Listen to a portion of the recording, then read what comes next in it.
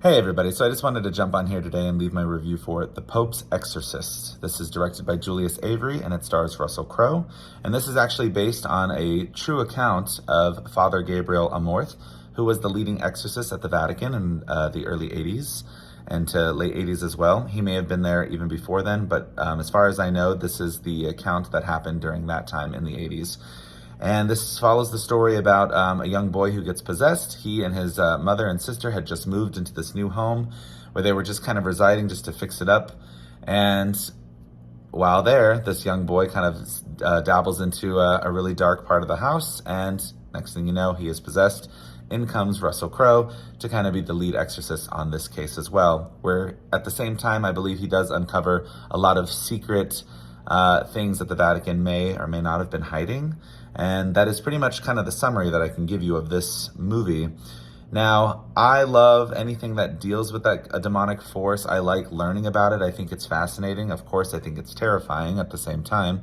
And usually if it's something that people want me to kind of explore more like just for curiosity's sake, I usually don't like to dabble too far into it. Like I would never personally go into like some old haunted home and mess with the dark spirits. I just wouldn't do that. However, I like watching stuff that surrounds itself around it, and I like reading about stuff of that nature, but yeah, I wouldn't actually partake in anything of the nature myself. Now, going into this movie, I wasn't really that excited. It didn't look anything new to me, but I was curious because, I mean, you have a big star like Russell Crowe doing an exorcism movie, and after the years of having so many different exorcist films, I was curious to see if this one was going to be at all any different. And for me, and again, this is my opinion, I'm sad to say, there was really nothing different about this movie. I didn't really enjoy it at all. I was quite bored. I thought the movie lagged. I thought it was very, very slow.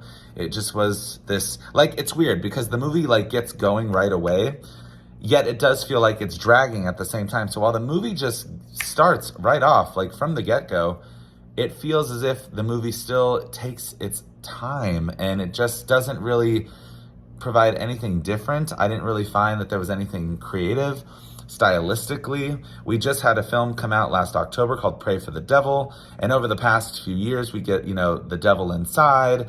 We have all these movies that kind of deal with exorcism or some sort of possession, and they're all the same.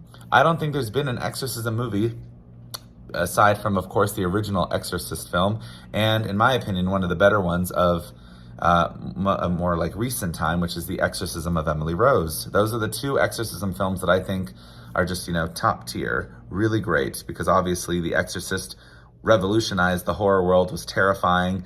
William Friedkin really gave us something different, and it is still one of those movies that will stand the test of time in the horror world.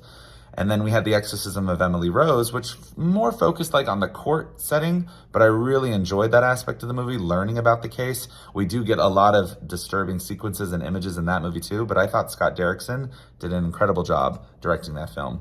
So everything that, subsequently has come out afterward feels just sort of like a rehash of everything we've seen. There's nothing really new. This movie kind of felt like maybe The Devil Inside meets Pray for the Devil meets The Conjuring a little bit, but it really didn't do anything in terms of scares for me. I didn't really jump. I found nothing memorable. I think I even was thinking about stuff like I was going to do after the movie. And once I got to my car, I actually forgot about the film altogether. That's just how little I'm going to remember it. So unfortunately, I'm not going to be recommending this movie. If you are somebody who loves horror and can't resist an exorcism film, perhaps. But again, it's just my opinion. Take it from me. I thought it was just a really sad waste of time, honestly. It's a dud for me. I thought it was better than Pray for the Devil. I thought that was even worse, but I think this one just offers nothing new, no originality. Not even Russell Crowe can save this flop for me. So it's a thumbs down for The Pope's Exorcist. If you liked it, let me know. If you've seen it, what were your thoughts? Drop down in the comments below because I'd like to know your take on it. Did you feel like this was any different than any other exorcism movie that you've seen? And if not, let me know anyway. I'd like to hear. But yeah, those are my thoughts. Skip it. Not really worth your time, not even on a streaming site. Again, bigger budget, but that doesn't mean that it's any good in terms of story. Sorry about it. Thank you for watching.